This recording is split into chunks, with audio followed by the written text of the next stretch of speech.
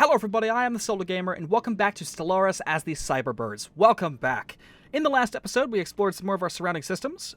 We found a lot of minerals in Sirius, it looks like.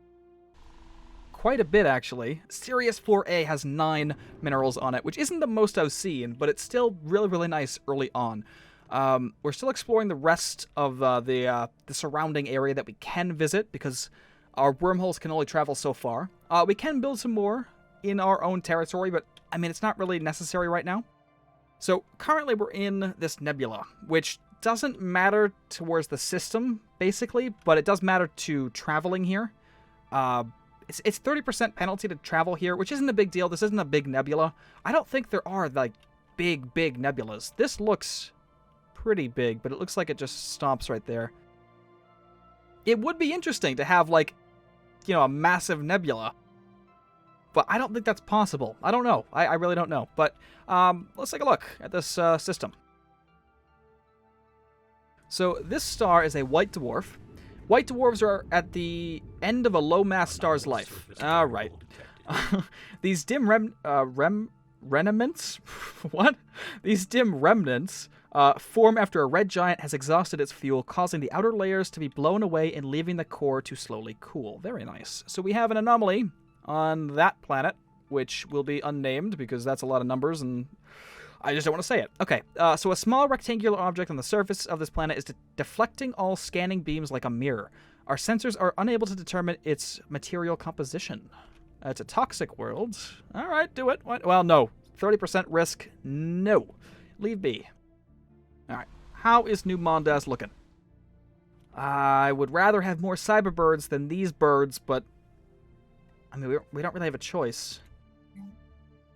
Construction complete. Can we build, like... What can we build? Well, we need more energy soon, so we might as... Wow, okay. We might as well build that, and then we'll work on a Cyberbird in a minute. Planetary guns. We discovered a precursor planetary gun.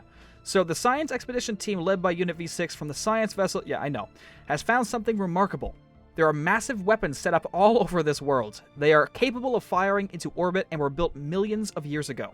Perhaps there are more worlds like this to be discovered. Amazing. So ancient planetary gun discovered, which adds a Empire modifier, which increases our weapon damage by 2%. It's not much, but 2% is something. So there's that. Let's take a look. So, I don't think we could visually see anything. This world does look cool, but, So, a precursor defense grid adds 25% sensor range. Okay, god. There are so many of these. And planet fortification toughness plus 75%. So, settling here, this would be a very defensible planet. Also, it has silicon crystals, which don't really do anything. Cool. It's also a moon orbiting another colonizable planet, which is lush, which makes no difference to a machine empire. So, yeah, what is this? So, something moves with near purpose down on Kepler numbers.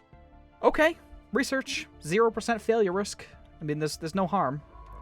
You're almost at level 3, so we can finally see what's below the ice sheets of Enceladus, which is very interesting. Although, I think... Was it Enceladus? It was something. There's a moon in our solar system that has an icy ocean, and they think that they want to drill... I think it's Europa. I think Europa, they want to drill down beneath the frozen surface because they think there's an ocean under there, and there could possibly be life. That would be absolutely, like, really cool to see. Having, like, a submersible kind of dive underneath and see what's down there. And realistically, they are thinking about doing it in the near future. So we could actually see what's below the surface of Europa. I think it's Europa. I'm not too sure, but we could actually see what's below that in a relatively short amount of time in terms of our, well, long history as being human. So a pre-sapient species was found on this planet. Okay, they're like little... I don't know, they're molluscoids. They're starborn. What is starborn? Migration speed plus 50%, resettlement cost minus 25%, and habitability plus 10. This species has always, consciously or not, longed to traverse the void between the stars. Okay, sure. So we found a native species, yeah, to that. Achieved a tentative mastery of the planet. We should monitor their development closely, blah, blah, blah. Okay, thank you. They will be assimilated or deleted. Okay, that's it. We can't cooperate with them. We can't live with them. They will be assimilated or deleted. That's it, okay? So assimilation is the only way to keep those guys alive. Logical acquisition successful. We have modular components, which we'll definitely be building on New Mondas. I also want... Now that's interesting. It's allowing us to go after genome mapping, even though it strictly forbids the biology path for the machine empires. I mean, I don't want to do this because I don't want more cyborgs on the planet. I could purge them, but like I said, I would rather not. Let's work on a biolab. Okay, and we're going to work on a Cyberbird here, and a wondrous planet. My god, there's a lot to take a look at in this system. So, has made a discovery. A very unique feature was discovered on this world during one of the first scientific expeditions to the surface. Our scientists were awestruck by the significance it represents. Of all the theories, all the discoveries, all the worlds explored in the past, no one has ever seen something quite like this before. A true wonder of the galaxy. What did we find? We found a land reef. Okay, the cool thing about the wondrous planets and stuff like that is that they add one non-clearable blocker tile to the planet, and that non-blocker tile has an adjacency bonus that could be extraordinary.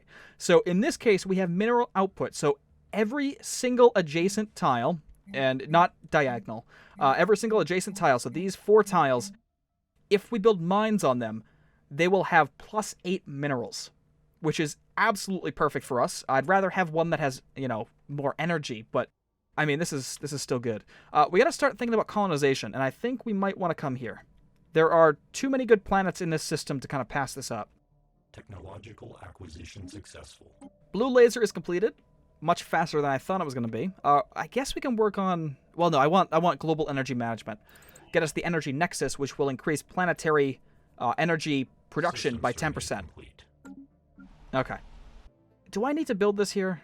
It increases robot build speed, but yeah, why not, right? It doesn't hurt. Technological acquisition successful. What do you got? Oh, more mining. Perfect. I think it's time to go after the improved spaceport so that we can kind of upgrade our corvettes to something better. Well, not upgrade, but so that we can get another class of ship, which will be the Destroyer, if I'm not mistaken. 21 months, too. That's really not that bad. Actually, 19. Perfect, even better. Another tradition, we'll grab the last one in this line, which is Exploratory Firmware 2.0, which, like I said before, grants us research points based on the planets that we scan. Okay, can we build a... Nope, not yet. Come on. We're very close. There we go.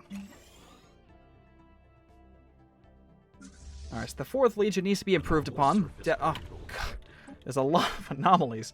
All right, on Gog Shub on Gog Shub 1, there is significant scarring on the surface of this world in a pattern that cannot be natural. From orbit, the massive rifts look almost like writing. Explore it, please. All right, we're gonna work on the society. I guess we can't do that. All right, alien writing. So someone used a mining laser from orbit approximately 5,000 years ago to carve a large body of writing into the surface of Gog Shub I keep saying Gog Shub the First like it's a name. It's not really a name. The massive script covers a large portion of the planet's upper hemisphere and appears to be a short story chronicling the difficult life of an alien mercenary. +3 society. Sure. Why not? I mean, what better place to carve your biography than a planet? Why not, right? It's perfect.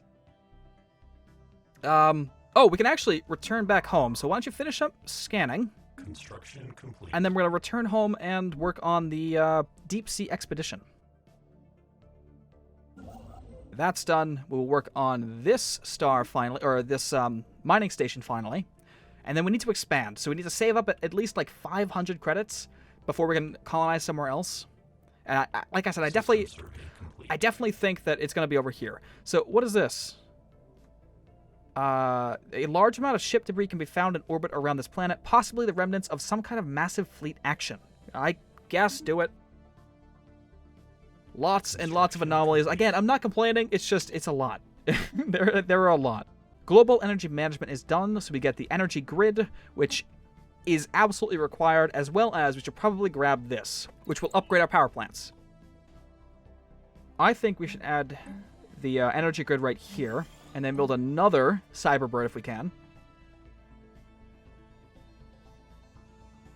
I would also like to increase, upgrade these mines, but we are running on very, very low minerals. And it's not great.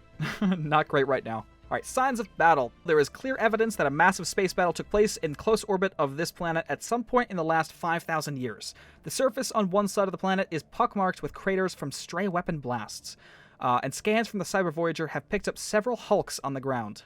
Though these wrecked ships are all in very poor condition, the fact that anything remains at all after the damage they must have sustained is a testament to their advanced design.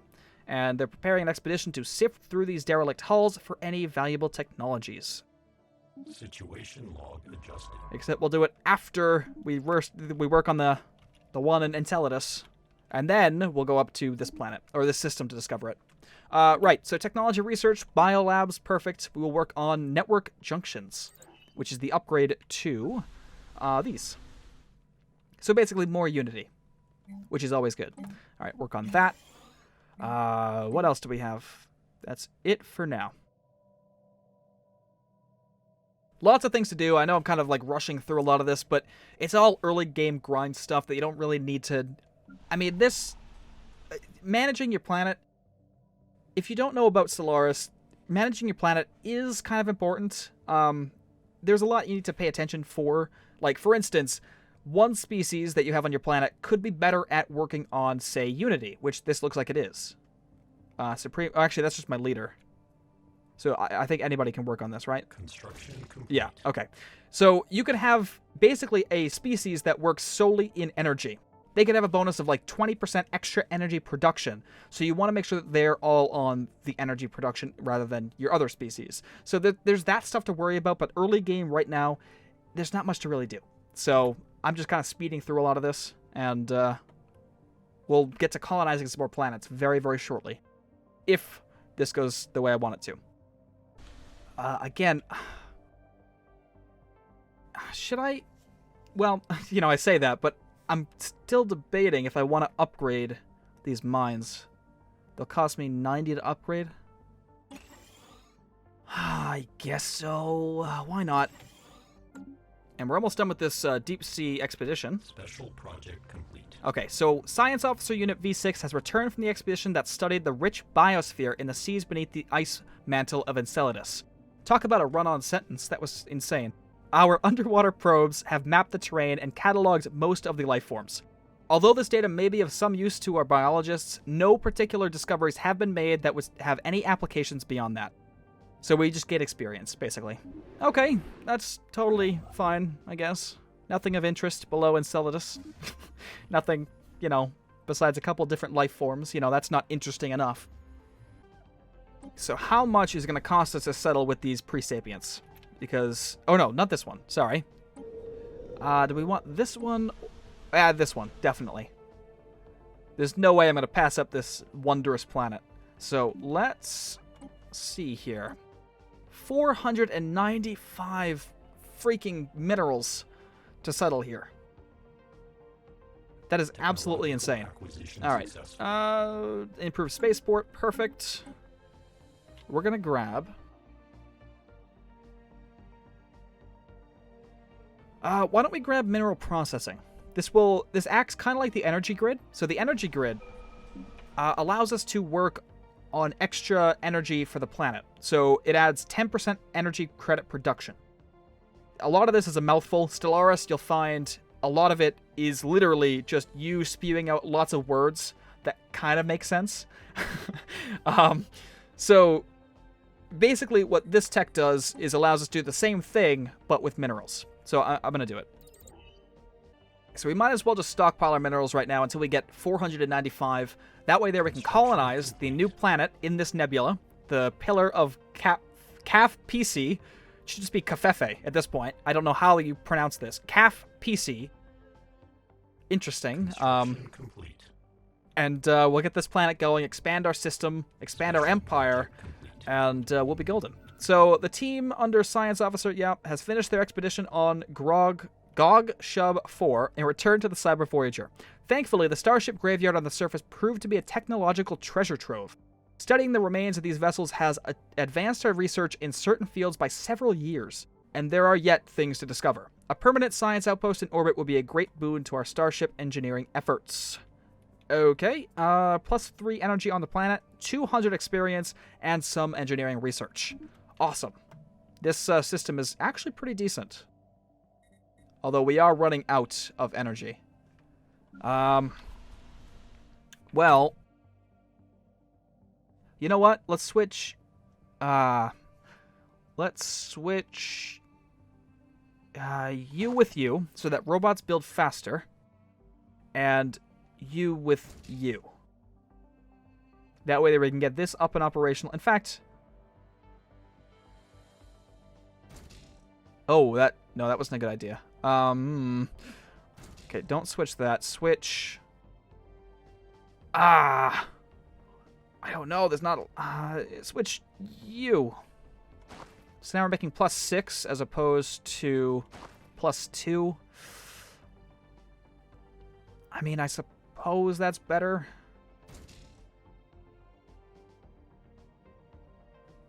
+5. Why is it different? What? I just got +6. Why is that gone now? I have no idea. But it doesn't matter. That's fine. We're actually almost up to our colony ship, which is pretty nice. If we go over this way, we can actually colonize now. So we'll go ahead and work on a Cyberbird colony ship. We're not spreading out the cyborgs, like I said, and we're going to go right over here, I believe. That way there, the adjacency covers these two provinces, which will allow us to really increase our mineral output, as well as the energy, because energy is also nice. So, right there. We're going to call this... I don't know. We can call this Kepler Prime, if we can. Kepler Prim. Just call it Kepler. To keep like this in the name, the yellow kind of font, we have to kind of have this little icon, which takes up quite a lot of space, a lot of symbols. So we're kind of limited on how much more text we can add. So I think just Kepler. That's fine. Oh, we have a tech, which is more power. Perfect. And I think we're probably going to grab this next, which will unlock an edict for us, and I can go over edicts once this is unlocked. 27 months? Sure. That's definitely a short amount of time. We're researching very, very fast, which is a good thing, but we have no other civilizations to kind of base our science on, because we don't know any yet. We're kind of limited in the fact that our wormhole generators don't really reach that far right now. And we only have one, technically. I could build another one in Barnard Star, but that wouldn't get us that much farther, so it's just best to kind of wait until we colonize, and then we'll build one over here, which actually won't spread it that far either. So, I don't know. It's going to be a while before we can actually reach farther. So we have an anomaly in this system. Optical sensors isolate a cluster of shapes on the barren surface of this planet, which is an insane name. That could be buildings. Interesting. Let's research that. Oh, okay, so this is a binary system. So, it's a binary system of L-class stars. So brown dwarves like this one are not massive enough to sustain the fusion reactions that define a true star. However, they output a respectable amount of heat and light, but are outshone by their larger companions. Interesting. And they're binary, which means that they orbit each other. And they also have planets around each one, which is very interesting. So, and a colonizable one at that too, an arid world. Okay. Well, I like that. I am a very, very big fan of space. I love everything space. So, Stellaris, when this game came around, oh my god, I instantly fell in love. Alright, so we've researched this. Let's work on... We could work on seeing if there's any strategic resources around us. Garanthium ore is good because it increases our ship hull points. So, strategic resources, how they work is, if you have one of these in your empire, it will give you an empire-wide bonus of ship hull points plus 10%. It doesn't stack, as far as I'm aware, but if you have one, you have the bonus. So if we have this, that will be a very, very good, well, it's a good advantage early on. Of course, I could grab armor, which is a guaranteed armor.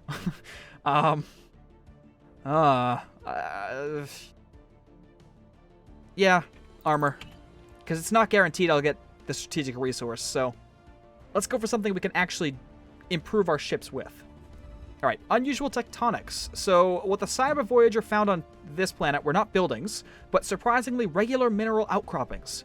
Our science officer asserts that these angular blocks of rock are the product of interactions between tectonic plates, their shapes the result of the unusual tectonophysics inherent in the planet's crust. The perfect angularity of these thrust faults implies a possibility of aliens tampering with the crust at some point in the past. Okay, unusual tectonics, which gives 3 energy and 6 freaking physics. It also, they're green, which means that they have a station? Or no? No. Okay, that's fine. So unstable tectonics. I'm not sure what that would do to the planet if this was a colonizable planet, but that would be interesting. Not only is this planet bombarded with meteors, but it also has unstable or unusual tectonics. So it's not necessarily unstable. It has strong volcanism as well. So this planet is like hostile as all hell. I would not want to live here. Thank God it's barren because, geez, that's crazy. Okay, so actually what we could do, after you're done researching this system, or surveying it... Technological acquisition successful. Okay, let's finish this up first, and then we'll talk about what I was going to talk about. Oh, terraforming! So we could get the early tech for terraforming and see if we have any resources. I doubt we do, but I mean, why not? It's only 36 months. Okay, and we can work on research path optimization, which gives us an extra research card. So, you know how we get in here, you know how we get 3 different cards? Well, this would allow us to see 1 more. So we can choose between 4 cards instead of 3. That's basically what that means. Also, what was I saying? I totally forgot. So this arid world is otherworldly colors. It's also very food happy for an arid world. Very low gravity as well. This is a decent planet to, to colonize. It expands our borders north a bit, which is nice. I mean, we could consider this. I want to discover this system first, though. Also, that's what I was going to do. I was going to go into Ship Designer. I suppose we can wait until 16 months, but I just want to show this. So we can go into the Ship Designer, and wow, these look like naval, or not naval, but like marine animals. That's what they look like. This looks like a whale. I like that a lot, actually. Wow, that is really freaking cool. That is really nice. Okay, I'm getting sidetracked though. We can go in here and we can actually upgrade our ship. So we have improved thrusters. We also have improved sensors. So we'll get that. We also, of course, have new lasers. So we can improve those. We'll save that. Again, I don't want to upgrade my ships yet until I get the armor. But it's a start. Construction ship. We can upgrade that. Why not? The only ship I don't upgrade is the colony ship, because the colony ship costs so much already to build. If I improve it by adding things that I don't need, like sensors or extra thrust, then it's going to cost way more for no reason. So I'd rather not upgrade that. I can upgrade the science ship, the transport ship, and the defense platform. Not that this matters yet anyway, because we haven't built any. That looks like a wormhole gate or something. Oh, I love it. All right, save that. Now, sadly, there's a glitch. I don't know if it's a glitch necessarily, but I think they kind of forgot, Paradox. I think they forgot to name the forts for machine empires, because they have no names here. So we're going to name this Fort Optimus. There we go. Why not? It's machine themed, right? Of course it is. Okay, that's done. Right. Actually, you know what? Before we continue, I am going to end the episode right here. Next episode, we're colonizing, that's for sure. Our colony ship is almost done. It's at 88%, and then hopefully we can rapidly settle another one shortly after that. So without further ado, thank you all for watching, and definitely stay tuned for more.